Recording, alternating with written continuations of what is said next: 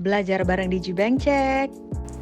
20 tahun lalu, orang mungkin nggak pernah berpikir kalau berkarir sebagai YouTuber, seleb Instagram, atau TikTok bisa menghasilkan banyak uang. Berkat teknologi yang terus berkembang, pilihan menjadi luas. Peluang mengembangkan diri pun makin tak terbatas. Karena kecepatan informasi pula, nggak sedikit orang yang men-challenge diri mereka dan menyesuaikan financial goals-nya. Banyak milenial ingin pensiun di usia muda dengan kondisi kaya dan bahagia. Emangnya bisa ya? Tentu saja bisa, karena teknologi juga membuka peluang untuk bisa memperoleh passive income. Halo sahabat Digibank, di Wealth Wednesday kali ini kita bahas bareng yuk bagaimana membangun kesempatan untuk mendapatkan passive income. Sudah bukan rahasia umum kalau menciptakan pemasukan pasif yang dapat dikelola dengan baik bisa menjadi awal kemakmuran jangka panjang. Apalagi kita belajar di masa pandemi, passive income menjadi penolong dalam situasi genting. Buat kita, para pekerja, pada umumnya ada dua cara untuk dapat passive income. Membuka bisnis atau berinvestasi. Namun di era pandemi ini, berbisnis mungkin bukan menjadi pilihan utama.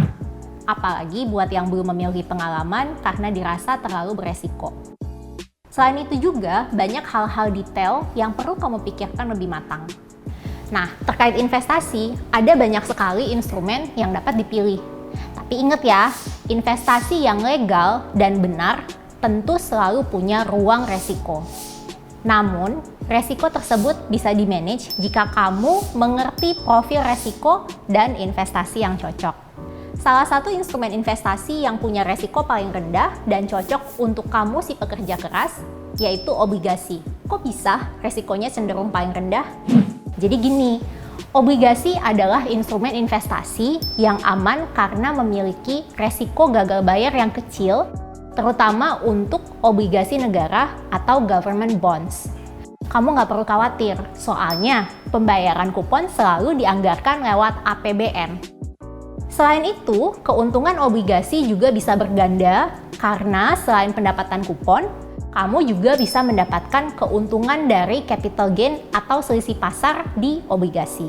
Investasi obligasi menjanjikan passive income dari pendapatan bunga yang akan dibayar secara berkala setiap bulan, triwulan, semester, atau tahunan. Pada saat membeli obligasi, kamu akan mendapat penjelasan mengenai imbal hasil dalam bentuk bunga atau kupon. Penentuan besaran kupon yang didapat biasanya juga ditetapkan di awal. Beberapa obligasi negara dilepas dengan bunga tetap atau fixed rate, ada juga dengan menggunakan skema bunga mengambang atau floating rate sesuai dengan tingkat suku bunga yang berlaku di pasar obligasi. Yang jelas, dengan adanya keuntungan melalui kupon ini, kamu akan mendapat passive income yang diterima secara rutin seperti orang gajian. Enak bukan? Kita coba cek simulasinya ya dengan perhitungan kupon obligasi yang baru aja dikeluarin pemerintah, SR16, yang besaran kuponnya atau tingkat imbalan sebesar 4,95%.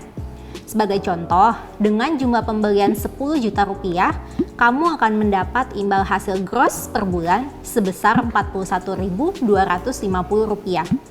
Setelah dikenakan pajak 10% senilai Rp4.125, maka imbal hasil net per bulan sebesar Rp37.125. Sehingga total imbal hasil selama 3 tahun adalah Rp1.336.500. Cuan banget kan? Nah, saat ini seri obligasi SR16 sedang masuk dalam masa penawaran loh, dari tanggal 25 Februari sampai 17 Maret 2022. Kamu bisa mulai membeli obligasi seri SR dengan minimal investasi mulai dari Rp1 juta saja.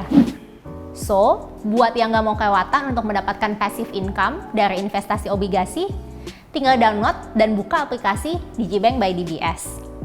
Selanjutnya, kamu bisa melakukan investasi obligasi kapan saja dan di mana saja. Caranya, klik obligasi dan cek ketersediaan produk. Bila seri obligasi incaranmu tersedia, kamu bisa menjawab pertanyaan yang diajukan sekaligus mengukur dan mengetahui profil resiko dari pilihan investasi yang diambil. Langkah selanjutnya, tinggal buat nomor SID. Apabila nomor SID sudah dibuat, Tunggu beberapa saat sampai mendapatkan notifikasi melalui email. Setelah registrasi SID berhasil, kamu bisa masuk lagi ke aplikasi digibank untuk melihat pilihan produk yang tersedia. Investasi itu adalah gaya hidup. Kalau kamu masih berpikir, nanti-nanti mau kapan mulainya?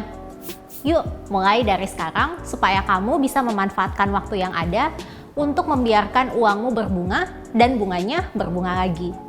Sekian pembahasan Wealth Wednesday kali ini. Selamat berinvestasi dan meraih tujuan finansialmu. Sampai jumpa di episode selanjutnya.